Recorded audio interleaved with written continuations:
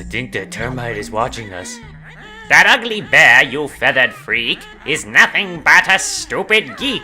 Hello anybody and welcome back to Let's Play Banjo-Kazooie. I'm Mr. Devious, or just Deeb, and in the last episode we finished up Mumbo's Mountain, and we immediately got interrupted by Gruntilda as I started the recording, so I did her lines. But in today's episode we are going to be going on to the next world in the game, proceeding further through Gruntilda's lair. So with the talent trot that we learned from Mumbo's Mountain, we can head up this steep slope and head up to this first note door. And hi, Bottles! This is a note door, sealed by Grunty with one of her powerful musical spells. Open it up then, jam jars. It's not that simple. To open it, you must collect the musical notes from the worlds. How many do we need? The number on the door is the strength of the spell. The combined total of all your best note scores from the worlds must be at least this to break Grunty's magic.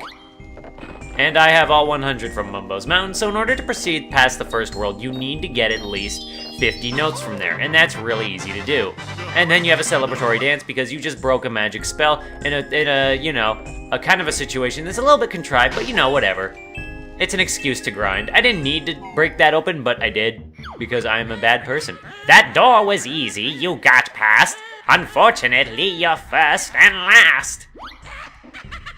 So over here we have our next painting, but we're not going to go to it right next. That'll open up the next world. Instead, we're going to talk to this lady right here. Hello there, young ones. I'm Gruntilda, Gruntilda's nicer sister. I've crept down here to help you defeat the old hag. It's about time she was taught a lesson. I know all of Grunty's disgusting secrets, and I'll tell you 3 of them every time you find me. Remember them well, young ones, as they will help you avoid a fiery fate. Press X if you'd like to hear them.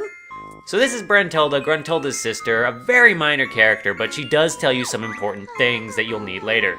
Grunty brushes her rotten teeth with moldy cheese-flavored toothpaste.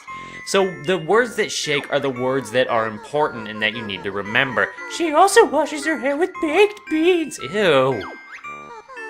And she gets her clothes from the trash can.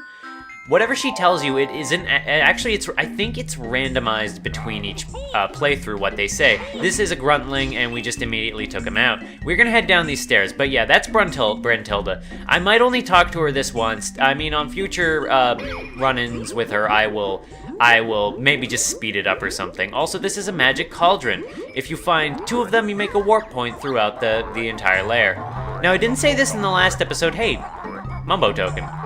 But when it comes to eggs and your ammo supplies and just your item supplies in general, you'll usually have enough to get you through the game, and you won't really ever have it be an issue so long as you pick up eggs and stuff that you see. Now, oh, here we go. It really does sound quite absurd. Adventure of a bear and bird. Mean.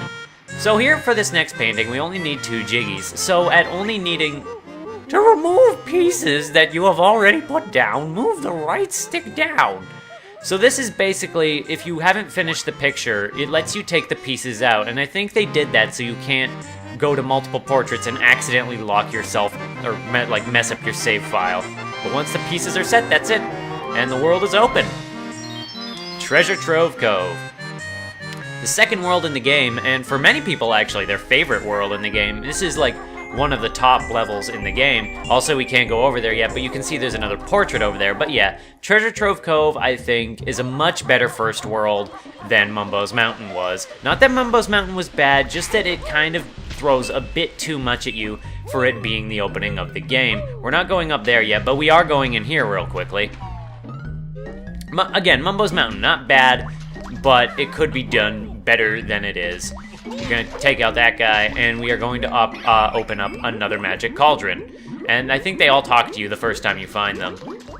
Excuse me. But that won't be an issue until much later in the game. I think not until like 5th or 6th world or so. Something like that. 5th world, yeah.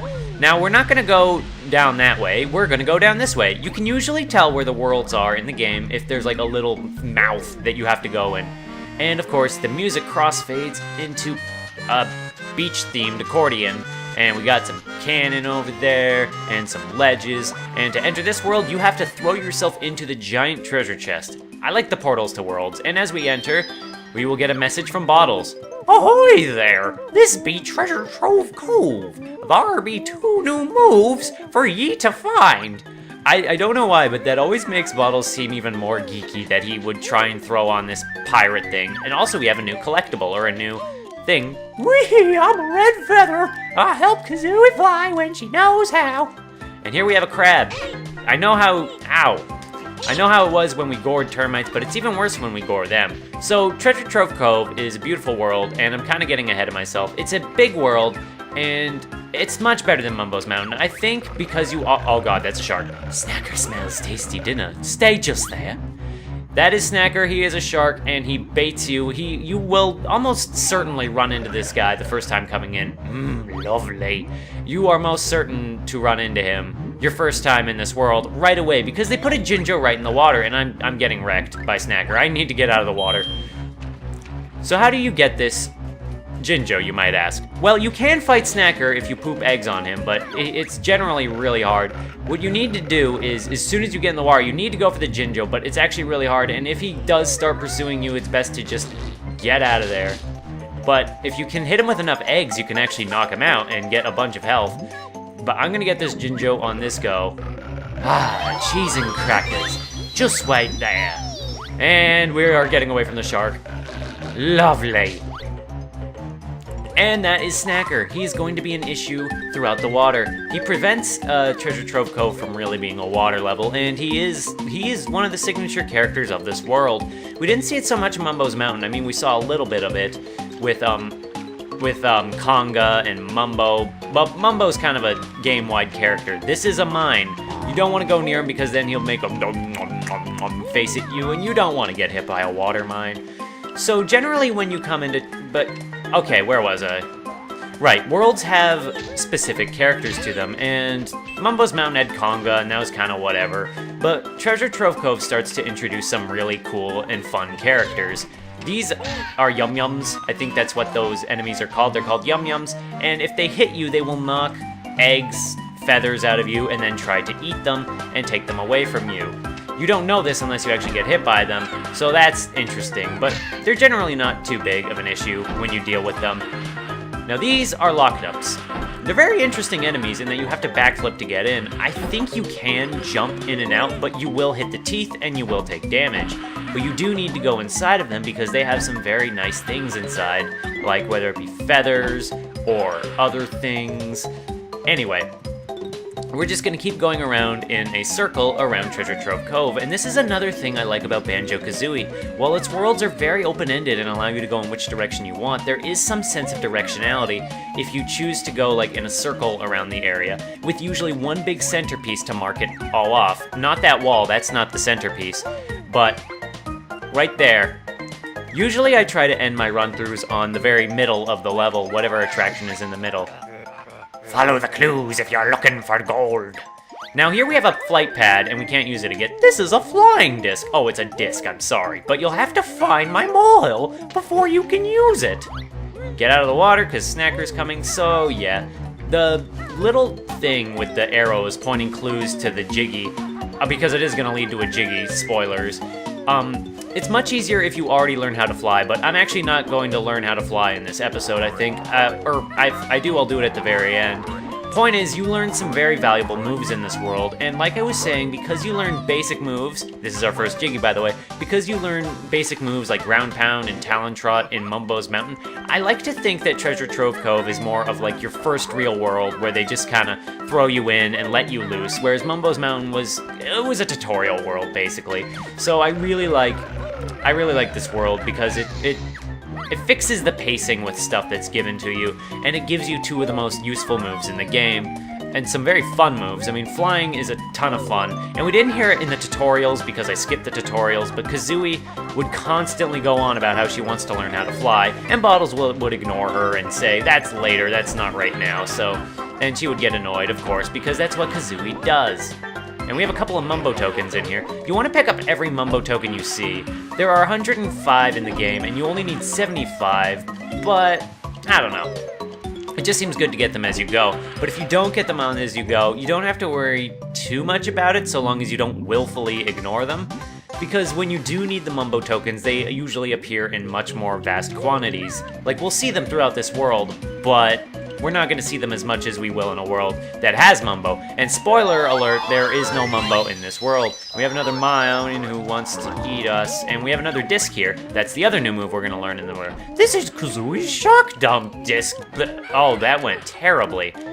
And he's going to tell us how to use it. Now, you might have noticed when you take damage in this game, Banjo and Kazooie in the top left corner change their expressions.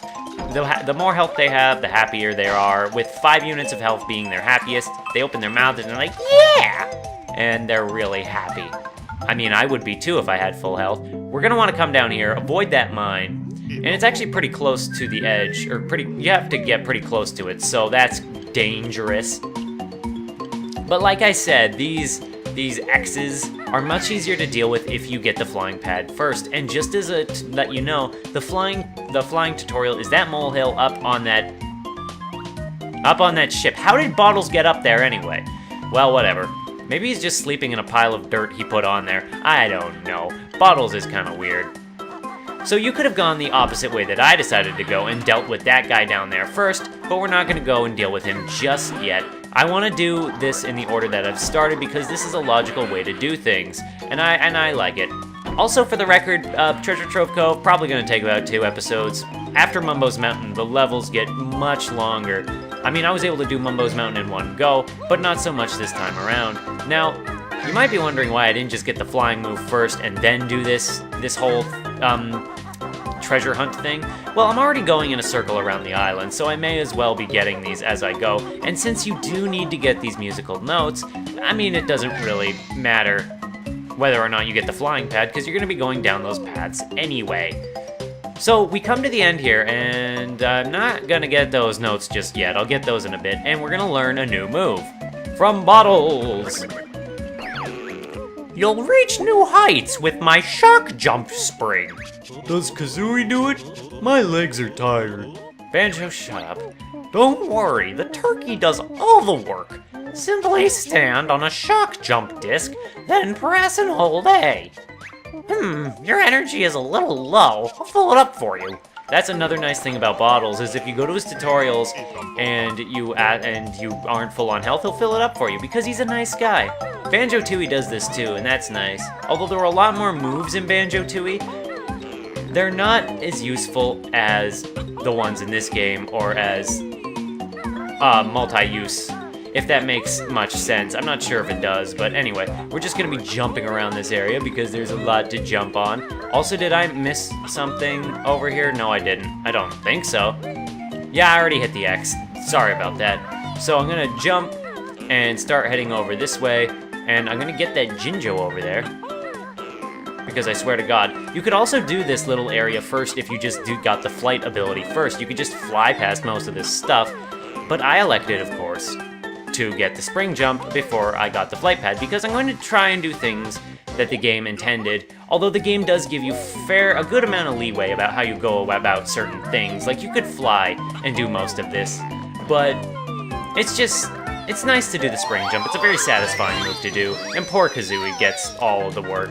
Best way to deal with these crabs, by the way, is a ground pound. Plus, if you kill them that way, you get 2 honeycombs. Another thing I actually haven't talked about yet in this game, and I'm going to talk about in a minute, because first I'm going to deal with this, and where does this clue take us? Ha! You'll never find me now. Oh, dang it. Now we're never going to find that treasure. Where could he have gone? Oh. So that's pretty funny that they just make a giant X on the island right next to that thing. Although if your camera isn't facing the right way, you could actually get lost pretty easily just looking for this guy. Yikes, please open me gently. I'll open him gently, alright. Oh, he doesn't do any damage, he just kinda... I tried to open him gently, but he just exploded. I mean, to be fair, if that happened to me, when you tried to get treasure out of me, I wouldn't show you where to find me. But then maybe they just opened him that way out of spite, because, well, who does that? Who's like, oh, follow these clues for treasure, and then say, psych! I think he got what he deserved. So we've basically made a full circle around the island and learned most of what we need to know. And I think I know how I am going to end this section of the episode, is I'm gonna go all the way over there, and I am gonna go deal with the crab, the hermit crab, because he looks friendly, and I think he will make a good stopping point for this episode before we move on to more business in Treasure Trove Cove. Hello! Hello! Hey, this Nipple's beach. You'll find nothing without Nipple's help. Help us then, crustacean brain. Cheeky bird need feathers clipping. Oh yeah? Just try it, shellhead. So here we have our first real instance of Kazooie making things bad for us, and You hurt Nipper, makes me mad. well, your eyes are just such an easy target. I just noticed this right now. Are his claws tipped with blood? That's kind of a little gross, a little morbid. Oh, I thought that was it. Take that, big-mouthed bird. Also, I like how some enemies will taunt you if they actually hit you in this game. And you hit him 3 times, and he disappears. This actually makes a good point about how when it comes to bosses in Banjo-Kazooie, Banjo-Kazooie is kind of lacking, and Banjo-Tooie kind of picks up the slack in that respect, although I will say Banjo-Kazooie's final boss more than makes up for the lack of bosses. Banjo-Kazooie's final boss is one of my favorites in all of games, possibly my favorite on the N64. So we come into Nipper's shell, and it seems that he has either disappeared or turned into 2 smaller crabs, which have now been exploded. Where did he go? The problem with rolling into the smaller crabs, by the way, as you've seen, is that there's a good chance that you will hit them and then they will fall on you and do damage anyway. But I digress. That is that. With 5 Jiggies, I think that's going to make a good stopping point for this episode, and in the next episode, we are going to get the last 5 and finish up Treasure Trove Cove. So if you want to see that, I just hope to see somebody in the next one. Bye-bye!